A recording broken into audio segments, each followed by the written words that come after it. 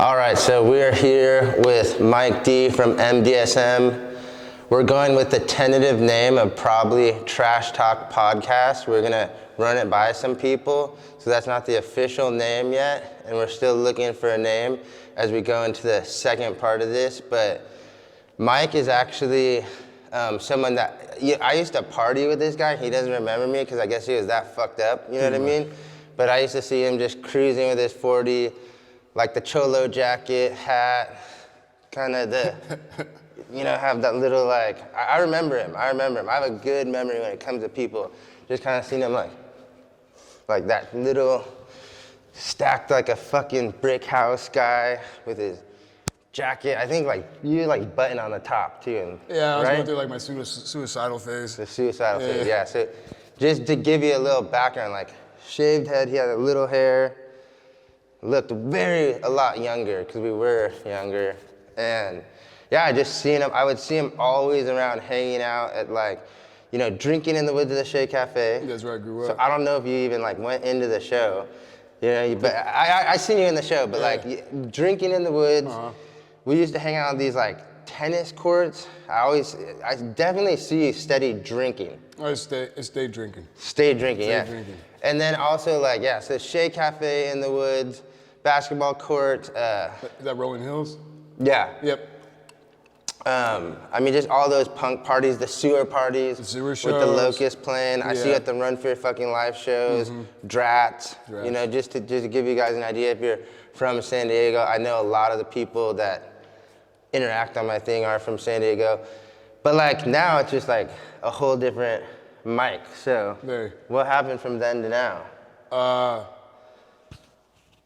I got locked up a lot, and long story short was I just got tired of living the life I was living. From 14 to 27, I actively used every day. And I was always under the influence of something, right? Well, start with alcohol, cocaine, whatever, elevated by the time I was 19 to 20 to heroin and crystal meth. And I spent most of my time, that's about the time I started getting away from the scene, the scene that we grew up in, and spent most of my days living. I spent more days in Mexico from 20 to 27 than I did in the United States. Right, yeah. So I started doing some stuff, get you in a lot of trouble, working with people in the El Norte zone and stuff like that. Get what I mean? Yeah. And what changed was... I do get what you mean, because I've actually been in a place where we were recording something and people were very adamant about not putting it on the recording. So, if you do want to keep it in here, we will, because I think it's such a good addition to it. Well, I don't mind anything, so. But what happens, I don't know, I kept getting locked up. I've been locked up more times than I can count. I collected 2 felony convictions. One was for cells, the other one's for cells. One was for cells of pot, was before it was legal. The other one was for heroin cells when I think I was 23 or 24. And ended up doing a couple rehab stays, been kicked out of multiple rehabs. And I hit my bottom several times. I posted yesterday talking about how I stepped over a dead body one time, and I was just completely comfortable doing it to go get my sack of dope, and it meant nothing to me, right? And that's when I knew I was comfortable being so uncomfortable that I was just a piece of shit, right? And then at one time I was in a rehab, and I super relate to that too, because so the thing about being in San Diego and getting loaded the way I did, it was super noticeable. And I remember when I left San Diego, I went to visit my friend that lived, actually Brandon Fink, Jake Panhorse, my friend Noah, they lived over by Skid Row. And when I saw Skid Row, I'm like, dude, this is where I belong. Right. No one's gonna judge me here. Exactly. Like my friends do in San Diego. Right. But yeah, go ahead, sorry. Yeah, you're good. Just during that period of time, everyone that I grew up with, that I had respect for, I pulled out from. I knew I wasn't gonna do anything good for them. So I just decided, I don't want to say I became recluse. The only people I hung out with were dirtbags and scumbags, And I was doing dirtbag and scumbag stuff every day to get my fix, And like I said, I hit my bottom several times, but one of my deepest bottoms was when I was in a facility and I was notified that my dad had a brain tumor. And they're like, your mom doesn't want you there. And I was like, what do you mean? He's like, they say you need to stay here. And it's so bad. Like, I mean, my dad's dying, and I'm up stuck in a ranch in Ramona, and my own family didn't want me. Right. Does that make sense? And Yes, and this is something, because I, like, in retrospect too, like, because, so much people are like, I know a lot of people that I work with, so like job coach or sponsor or whatever, they're always like, I should leave this thing that I'm doing and go be there. Right.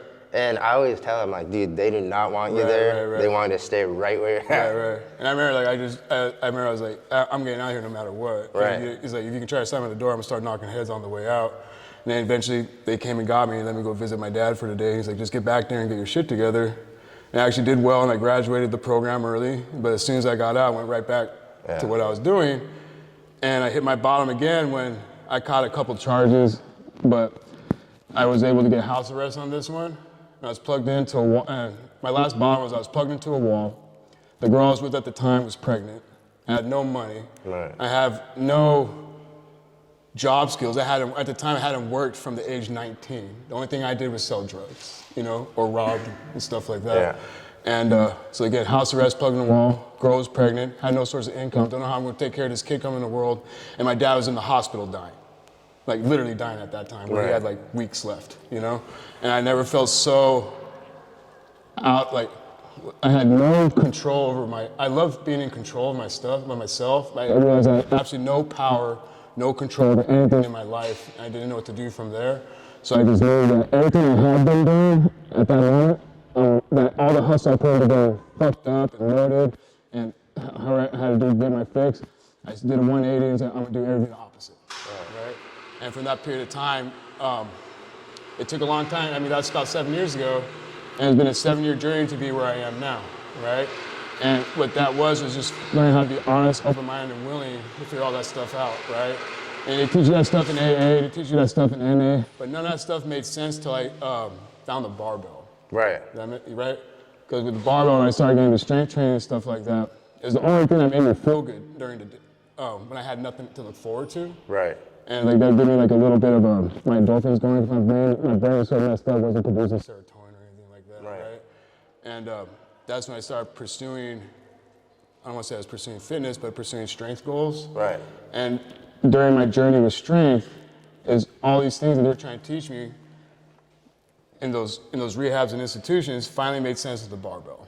Right. And that's kind of where it went from there. Dude, this is, so like, me, like I do Alcoholics Anonymous, you know what I mean? And that's how I got sober. Right. And I used to do this group that a lot of people that watched these the whole way through, they know, like, it was creativity and sobriety. So this had nothing to do with AA, nothing to do with NA. It was a place for, which I think everyone has this insane creativity inside of them that they just never tap into, and dude, drug addicts and alcoholics have it like tenfold. Right. It's like you remove that stuff and you find something that you could focus, like, dude, watching, just since I've been like, since Sid told me, like, dude, you gotta hit this guy up, and then I like followed you and I watched what you did, I'm like, wow, this guy's like, here's another hidden gem.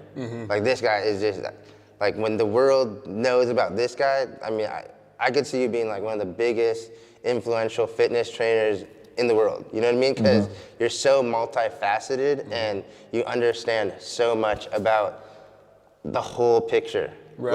Like, dude, like, it's one thing to go, and this is just what I'm like, observing. And we haven't known. I like to hear it, because I'm just being me. That's all I'm doing. And that's the coolest thing. So it's like, by observing what I've seen on your Instagram, pretty much your Instagram, and just watching videos, reading, I really look into things. So, you know what I mean? Like, I'm a stalker when it comes to someone that I like let into my space and my energy.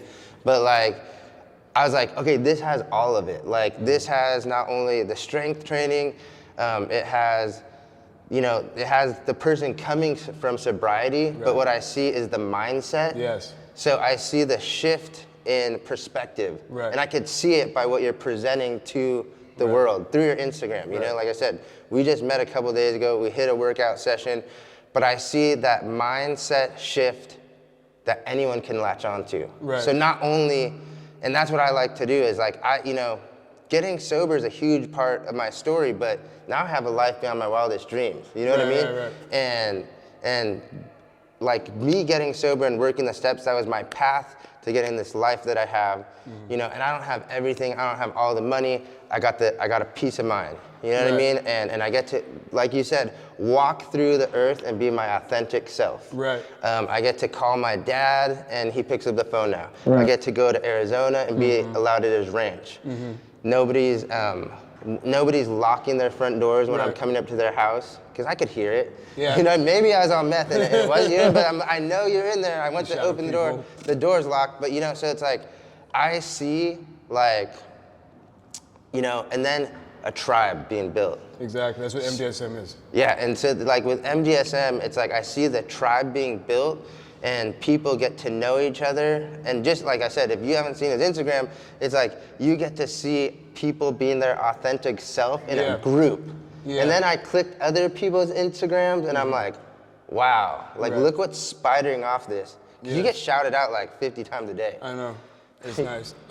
It trips me out because when I was an addict, the reason why I became an addict, I don't want to say I became an addict, was I grew up from trauma and abuse. By the time my son's age, by the time I was in my son's age, who's 6 now, my dad already caught an attempted murder charge on my own mother, right? Yeah. I have 4 brothers and 2 sisters. I don't talk about them much. They're a lot older than me. Every one of them had their own addictions to alcohol, heroin, PCP, crystal meth.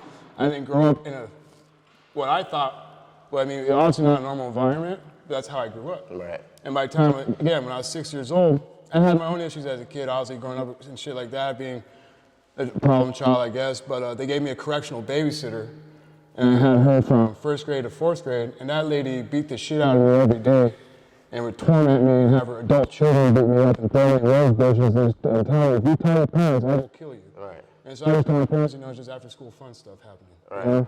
And I didn't tell my parents any of that stuff until they moved to San Diego years after. And when they went to go try to do something about it, she had already passed.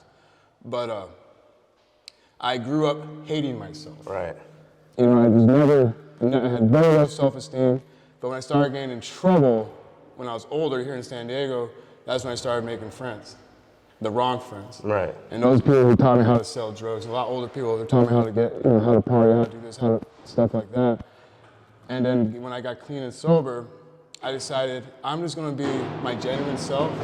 I'm gonna be unapologetically me. Very loud, obnoxious, I got a fucking wild ass laugh, and I like what I like, you know, music, art, whatever, but I'm not gonna give a fuck. Right. You're either with me or you're not, and that's just fine. Because when you do that, trash auto-regulates itself. By trash, I mean trash people. If you don't like me, and that's fine, they stay away. Right. And that's what I do with my clients. They come in and they tell me about their hard times, and I would relate to them. It's funny because I went to school to be an AODS counselor, right? But it started making me resent my own clean time, so I stopped. And I want to become a personal trainer because I was getting an opportunity to learn the craft. And now doing personal training, I'm still a fucking counselor because people tell me their stuff, but I just relate to them in a different way. And it's really cool seeing, like, you know, I train women that come from maybe broken, like bad situations, or the old man hit them or something like that. And I teach them how to be confident with the barbell again, and turn themselves into badass women and stuff like that, and go out in the world and do that. I mean, most of the people I fuck with now have started their own businesses and stuff like that. And it's rad. And it's like, you know, like even talking about like our wedding coming up and shit like that, it's all for my community that I helped create. Yeah, and it's awesome, you know? And, you know, I mentioned that, like, you know, I used to walk in the room, like you said, you'd walk to the door, you hear the door click.